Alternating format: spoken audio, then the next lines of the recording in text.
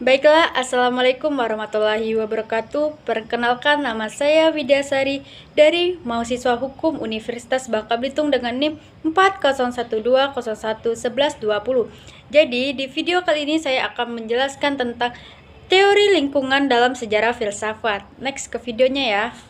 Jadi, menurut pendapat Ardi Hadojuseno dan kawan-kawan pada tahun 2002 bahwa masalah lingkungan sebenarnya berakar pada filsafat alam dan sepenuhnya membutuhkan pemecahan secara filosofis pula.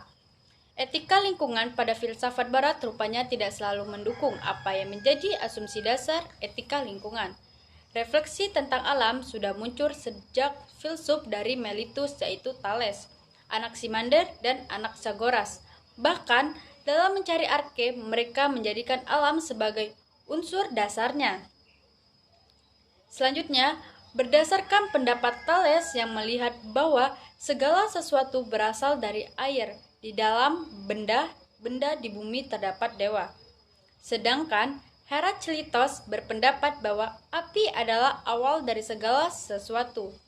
Dan Xenophon melihat tanah sebagai arkes. Terakhir, pendapat Empedokles mengajukan 4 elemen, yaitu pertama ada tanah, 2 udara, 3 air, dan terakhir ada air.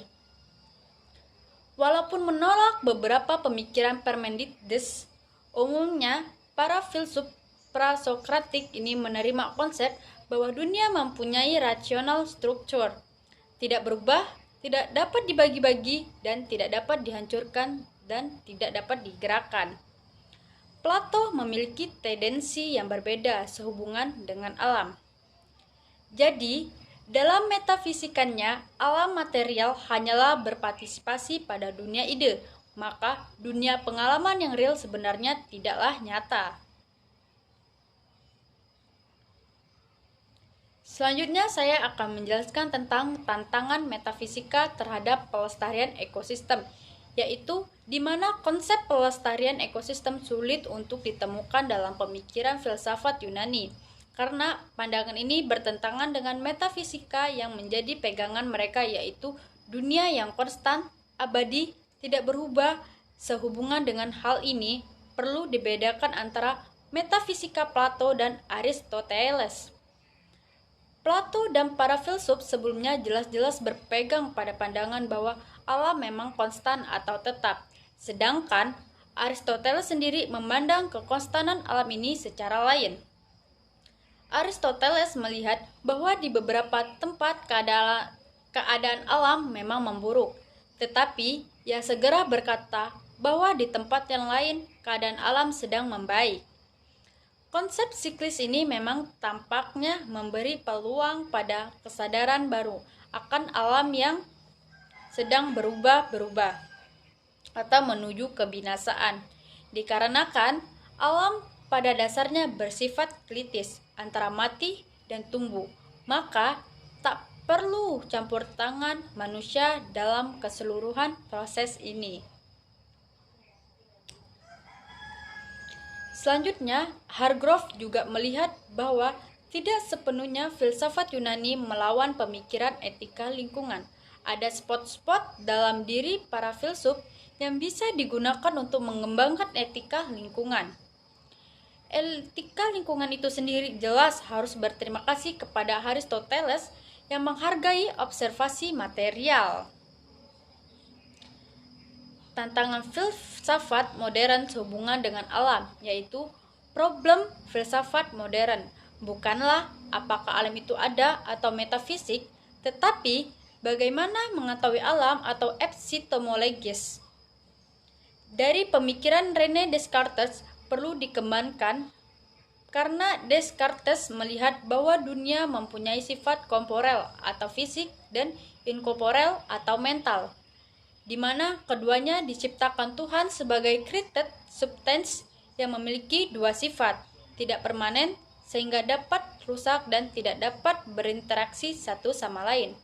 Jadi, inilah menyebabkan penyelenggaraan ilahi terus dibutuhkan dari saat ke saat untuk memecahkan masalah dunia. Baiklah, selanjutnya kita akan masuk ke materi yang tentang teori-teori etika lingkungan, di mana Etika lingkungan adalah suatu disiplin ilmu tersendiri yang membicarakan hubungan antara manusia dengan lingkungannya. Juga tidak terlepas dari perhatiannya terhadap status moral makhluk hidup atau biotis dan tidak hidup atau abiotis. Sebagai sebuah disiplin ilmu tersendiri, teori etika lingkungan sangat berkembang di negara-negara barat. Hal ini dikarenakan isu-isu lingkungan sudah sangat vokal terdengar dan bahaya dari kerusakan lingkungan juga telah dirasakan oleh kebanyakan manusia di dunia ini. Jadi, sebagai etika terapan, maka disiplin ini memberikan harapan bagi perbaikan lingkungan dari aspek moral dan yang diwajibkan memelihara totalitas ekosistem jagat raya di dunia, di mana manusia-manusia menjadi bagian integral yang tidak mungkin dipisahkan. Disiplin ilmu etika lingkungan baru dikenal di dunia keilmuan. Namun, etika sebagai bidang filsafat yang membicarakan tentang tindakan baik dan buruk sama tuanya dengan filsafat itu sendiri. Seperti yang dikatakan sebagai berikut. Pertama, etika umurnya sama tua dengan filsafat. Sebagai filsafat moral menawarkan studi kritis tanggung jawab manusia terhadap alam antara lain konsep, teori, prinsip, dan metode analisisnya. Namun, etika lingkungan umurnya sangat muda. Oleh karena itu, filsafat moral ini sedang diuji bagaimana strategi untuk menerapkan konsep lingkungan dan strategi menerapkan filsafat moral untuk isu lingkungan. Selanjutnya, tentang etika yang bermetamorfosis menjadi etika lingkungan, di mana embrionya dari etika lingkungan lokal yang berkembang pada kebudayaan masyarakat tradisional dan asli di seluruh dunia telah bertahan dalam jangka waktu lama. Di Indonesia sendiri, etika lingkungan pada kebudayaan masyarakat tradisional sudah lama berkembang sebagai upaya kreatif suatu suku bangsa yang mempertahankan ekosistem di daerahnya.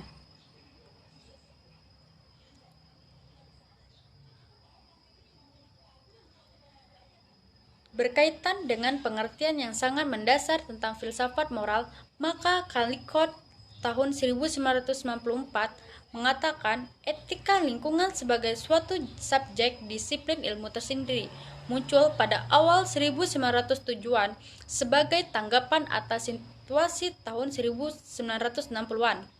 Ketika orang tiba-tiba sadar bahwa peradaban industrial telah mengakibatkan krisis lingkungan. Dikatakan bahwa bidang akademik etika lingkungan tumbuh dalam menanggapi karya ilmuwan seperti peristiwa Rachel Carson, yaitu Hari Bumi yang pertama, terbit di tahun 1970, ketika lingkungan mulai mendesak para ahli filsafat atau filsuf untuk mempertimbangkan aspek filosofis masalah lingkungan. Etika lingkungan tidak harus dipahami sama dengan etika yang dikenal selama ini. Etika lingkungan lebih dipahami sebagai kritik atas etika yang dianut masyarakat, yang berlakunya pada komunitas manusia saja. Menurut Keraf pada tahun 2002, etika lingkungan menuntut agar etika dan moralitas tersebut diberlakukan juga bagi komunitas biotis atau komunitas ekologis. Etika lingkungan juga dipahami sebagai refleksi kritis atas norma-norma dan prinsip atau nilai moral yang selama ini dikenal dalam komunitas biotis. Jadi, selain itu, etika lingkungan juga dipahami sebagai refleksi kritis tentang apa yang harus dilakukan manusia dalam menghadapi pilihan-pilihan moral yang terkait dengan isu lingkungan, di mana dikatakan bahwa etika lingkungan adalah bagian dari filsafat lingkungan yang dianggap memperluas batas-batas etika tradisional dari yang khusus untuk manusia merubah menjadi yang termasuk dunia non-manusia. Perubahan tersebut memberikan pengaruh besar pada disiplin ilmu lainnya, termasuk hukum, sosiologi, teologi, ekologi, ekonomi, dan terakhir geografi. Jadi, melalui pengertian yang terulai di atas, maka etika lingkungan tidak hanya berbicara mengenai perilaku manusia terhadap alam. Etika lingkungan juga berbicara mengenai relasi di antara semua kehidupan alam semesta, yaitu antara manusia dengan manusia yang mempunyai dampak pada alam dan antara manusia dengan makhluk hidup antara lain atau dengan alam secara keseluruhan termasuk di dalamnya.